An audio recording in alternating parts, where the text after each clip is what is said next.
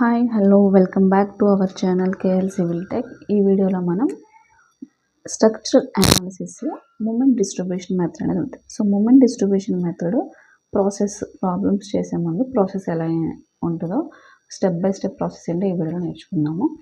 So ముందు ఆ ప్రాసెస్లోకి వెళ్ళే ముందు మన ఛానల్ ఎవరైనా ఫస్ట్ టైం చూసినట్లయితే సబ్స్క్రైబ్ చేసుకోండి, లైక్ చేయండి, షేర్ చేయండి. సో మీకు ఏమన్నా సివిల్ రిలేటెడ్ సబ్జెక్ట్స్ ఏమన్నా డేటా అయినా కావాలనుకుంటే కామెంట్ సెక్షన్లో కామెంట్ చేయండి, నేను దాని రిలేటెడ్ వీడియోస్ చేసి నేను అప్లోడ్ చేస్తాను. So moment distribution method procedure. Okay, moment distribution method procedure. So moment distribution method ప్రొసీజర్కి వెళ్ళే ముందు అసలు మూమెంట్ డిస్ట్రిబ్యూషన్ అంటే ఏంటో చూద్దాం. So moment distribution, by using this method we can analyze indeterminate structures because each end of the support have some moment. This method is also known as Hardy-Cross method. So moment distribution method ki another name Hardy-Cross method. So ee method మనం use చేసుకుని indeterminate structures ని analyse చేసుకుంటాం. So ఎందుకంటే every support అనేది moment అనేది కన్ఫామ్గా ఉంటుంది కాబట్టి సో ఈ మెథడ్లో మనం మూమెంట్ డిస్ట్రిబ్యూషన్ మెథడ్ యూజ్ చేసుకుని ఇండిటర్మినెంట్ స్ట్రక్చర్స్ అని అనలైజ్ చేస్తాం. అసలు డిటర్మినెంట్ స్ట్రక్చర్ అంటే ఏంటో తెలుసుకోవాలి. సో స్ట్రక్చరల్ అనాలిసిస్ అంటేనే మనం ఇండిటర్మినెంట్ స్ట్రక్చర్స్ని అనలైజ్ చేసుకోవడం. ఓకే, ఇండిటర్మినెంట్కి డిటర్మినెంట్ స్ట్రక్చర్ అనేది నేను వేరే వీడియోలో చేసి మీకు చెప్తాను. సో అక్కడైతే చూసేసాను. సో మూమెంట్ డిస్ట్రిబ్యూషన్ మెథడ్ గురించి డిస్కస్ చేసుకున్నాం కదా. సో ఇప్పుడు ప్రొసీజర్ అయితే చూద్దాం. సో సేమ్ అసలు స్ట్రక్చరల్ అనాలిసిస్లో మనం అనలైజ్ చేసేది indeterminate structures. So continuous beam అది ఇక్కడ కన్సిడర్ చేసుకున్నాం. Fixed at A has a fixed, B has hinge, C has roller and D has also hinge support. Here 3 spans. This is a continuous beam.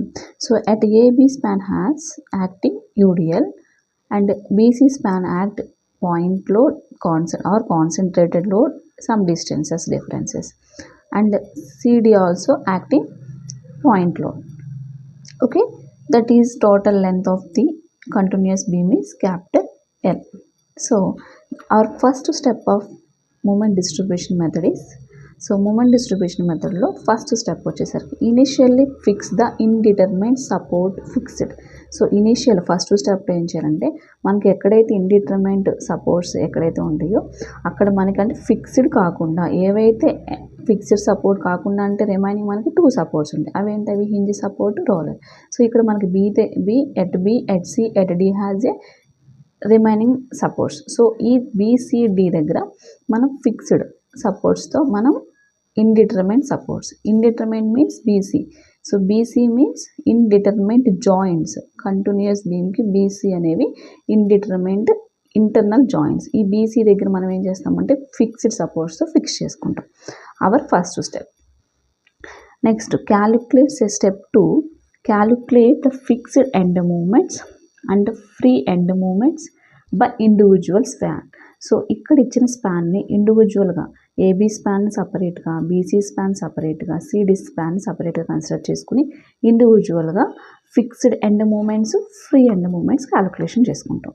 Okay, that is the second step. So fixed end moments ఎలా calculation చేసుకోవాలంటే so AB span consider చేసుకుంటాం. Span AB. So AB span మీద మనకి act అయ్యే load వచ్చేసరికి UDL load act అవుతుంది. So that is W newtons. W ఇంటెన్సిటీతో UDL span act అవుతుంది. సో ఫిక్స్డ్ ఎండ్ మూమెంట్స్కి ఎప్పుడైనా సరే AB and BA span before and after fixed end moments calculation చేసుకుంటాం. Fixed end moment AB. So formula -WL²/12. ఏబికి -WL²/12.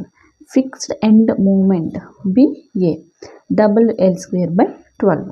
Okay, this is for first span. So ఈ స్పాన్కి free end moments ఎలా చేసుకుంటాం? ఈ స్పాన్ని మనం ఏం చేయాలంటే this beam considered as a simply supported. So ఈ బీమ్ని మనం సింప్లీ సపోర్టెడ్గా కన్సిడర్ చేసుకుంటాం. ఎందుకంటే డైరెక్ట్గా ఫిక్స్డ్ బీమ్కి మనము ఫ్రీ ఎండ్ మూమెంట్ క్యాలిక్యులేషన్ చేయలేము. That's why we should consider the given beam as a simply supported. The span length is same L. There is no change in load. So the simply supported beam have UDL load. The moment formula is WL² by 8. So WL²/8 అనేది calculation చేస్తాం. So free and fixed end moments అనేవి మనం AB స్పాన్కి complete అయిపోయినాయి. So next అలాగే individual span same BC స్పాన్కి CD స్పాన్కి calculation చేసుకుంటాం. సో బీసీకి ఫ్రీ ఎండ్ మూమెంట్స్ వస్తే WL/4. సో ఫిక్స్డ్ ఎండ్ మూమెంట్స్కి వస్తే బీసీకి WA²/B/L², WAB²/L² నథింగ్ బట్ బీసీకి క్యాలిక్యులేషన్ చేసుకున్నాం మనం BC. సో డిఫరెంట్ స్పాన్తో యాక్ట్ అవుతుంది WAB²/L², MCB WA²/B/L². ఇది క్లియర్గా మనం ప్రాబ్లమ్లో చేసినప్పుడు మీకు ఈజీగా అర్థమవుతుంది. సో సెకండ్ స్టెప్లో మనం ఏం చేస్తామంటే fixed and free end moments అనేవి క్యాలిక్యులేషన్ చేసుకుంటాము సెకండ్ స్టెప్లో.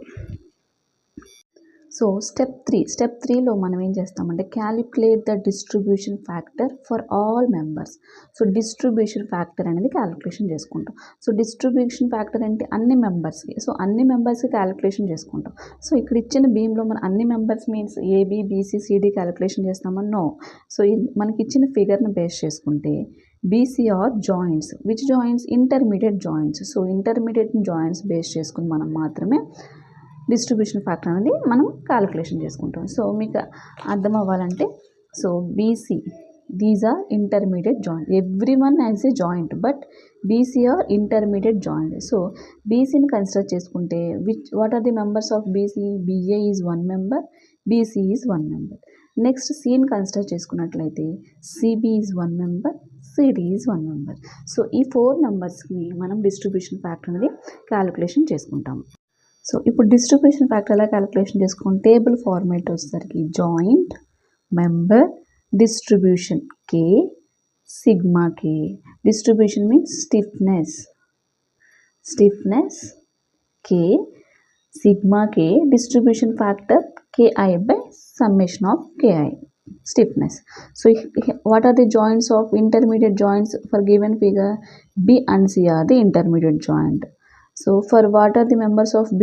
BA and BC. Relatedly CB and CD for C joint. So now stiffness. So clearly మనం అబ్జర్వ్ చేసుకున్నట్లయితే ఈ స్టిఫ్నెస్ మనకి సపోర్ట్ గివెన్ సపోర్ట్ని బేస్ చేసుకుని స్టిఫ్నెస్ అయితే ఉంటుంది. So far end is a fixed, the support has a I/L or 4A/L. So మీది క్లియర్గా అర్థం అవ్వాలంటే okay, far end is fixed. Far end అనేది ఫిక్స్డ్ అయితే I/L. Far end is pinned. Far end అనేది పిన్నెడ్ అయితే 3/4 of I/L. Far end is free. Far end అనేది free అయితే 0. ఓకే, సో ఈ ఫార్ములాస్ అయినా యూజ్ చేసుకోవచ్చు. లేదా far end is fixed 4I/L. That means I/L ప్లేస్లో 4A/L అనే ఈ రెండు ఫార్ములాస్లో both formulas are same. So ఏదైనా మనం యూజ్ చేసుకోవచ్చు. నేను మోస్ట్లీ I/L అనేది యూజ్ చేస్తాను. If edge is hinged, so far end అనేది హింజ్డ్ కానీ రోలర్ కానీ అయితే 3EI/L. Okay, so all intermediate మెంబర్స్కి స్టిఫ్నెస్ అనేది ఆల్ ఇంటర్మీడియట్ మెంబర్స్ అన్నిటికీ 4EI/L ఆర్ I/L ఏదైనా యూజ్ చేసుకోవచ్చు. ఓకే, సో ఫార్ ఎండ్ అంటున్నారు. సో ఫార్ ఎండ్ అంటే ఏంటి? అసలు ఫార్ ఎండ్ అంటే మనం కన్సిడర్ చేసుకున్నది what are the intermediate joint for given figure B and C are the intermediate joints. So మనం జాయింట్స్ కన్సిడర్ చేసుకుంది BC. సో మెంబర్స్ ఏంటి? BCకి BA, BC. సో B నుంచి Aకి కన్సిడర్ చేసుకున్నప్పుడు A is a far end of B. B నుంచి C కన్సిడర్ చేసుకున్నప్పుడు C is a far end of B. Next Cని కన్సిడర్ చేసుకున్నప్పుడు మెంబర్స్ ఏంటి? CB and CD. So now C నుంచి B కన్సిడర్ చేసుకున్నప్పుడు C is a far end of B, D is a far end of C. Okay, so far end అనేది fixed అయితే formulas ఏంటి? I/L are 4EI/L ఏదైనా use చేసుకోవచ్చు. Far end అనేది మనకి పిన్నుడు రోలర్కి వచ్చేసరికి 3/4 I/L అనేది యూజ్ చేసుకోవచ్చు. బట్ ఇక్కడ మనం ఒకటి అబ్జర్వ్ చేయాలి. లాస్ట్ కీ పాయింట్ చెప్పాను ఏమని? All intermediate joints have a far end is a 4EI/L or I/L అని యూజ్ చేసుకోమని చెప్పాను. మరి C అనేది ఏంటి? Intermediate joint. అప్పుడు ఈ ఫార్ములా మనకి రాదు. ఇంటర్మీడియట్ జాయింట్ కాబట్టి 4EI/L ఆర్ I/L అని యూజ్ చేసుకోవాలి. సో ఎప్పుడు ఇది అవుతుంది? ఎండింగ్లో. ఇక్కడ మనకి Cకి ఫార్ ఎండ్ వచ్చేసరికి D. సో ఇక్కడ మనకి ఫార్ములా ఏంటి? 3/4 of I/L. సో సికి బి ఈజ్ ఎ ఫారెన్ ఒక మెంబర్కి, బి అనేది హింజ్ సపోర్ట్. సో హింజ్ ఉన్నప్పుడు ఫారెన్ హింజ్ ఉన్నప్పుడు కే ఫార్ములా ఏంటి 3/4 of I/L. బట్ సో ఇది far end hinge, but what is the main factor of the B? B is a intermediate joint. So now should definitely consider the B has a stiffness value is a 4EI/L or I/L. Okay, clear? So that is the stiffness calculation formulas. Now joint BC member, B కి యొక్క దగ్గర ఉన్న members ఏంటి? BA BC, C members CB CD. So ఇప్పుడు stiffness, so BA beam ఎలా ఉంది మనకి? B ఇలా ఉంది. This is a fixed A, this is hinged B, this is roller C, this is hinged D. This is a given figure. So now B and C are the intermediate joint. So B is a main intermediate. So what is the foreign is A? A is a foreign. What is formula of KI/L or 4A/L? నేను mostly I/L అనేది prefer చేస్తాను. Simple మన calculation అయిపోతుంది కాబట్టి I/L. Next far end member is a BC. So B అనేది C అనేది Bకి ఫారెన్. సో C రోలర్ సపోర్ట్ ఉన్నప్పుడు ఫార్ములా ఏంటి? 3/4 of I/L అనేది కామన్ ఫార్ములా. బట్ C అనేది ఏంటి? ఇంకో factor, main factor of C ఏంటి ఇక్కడ? Intermediate joint. So intermediate joint కాబట్టి I/L యూజ్ చేసుకుంటాం. I/L ఆర్ 4A/L రెండిట్లో ఏమైనా యూజ్ చేసుకుంటాం. Next CB. C అనేది ఎన్ని మెంబర్స్? B ఒకటి CD ఒకటి. సో C దగ్గర నుంచి చూసుకున్నప్పుడు B అనేది ఫారెన్, B అనేది ఏ సపోర్ట్ ఉంది? హింజ్ సపోర్ట్ ఉంది. సో హియర్ హింజ్ సపోర్ట్ ఉండడం వల్ల far end is a hinged. That's why the formula of K is a 3EI/L or 3/4 or 3/4 of I/L. ఈ రెండిట్లో ఏమైనా యూజ్ చేసుకోవచ్చు.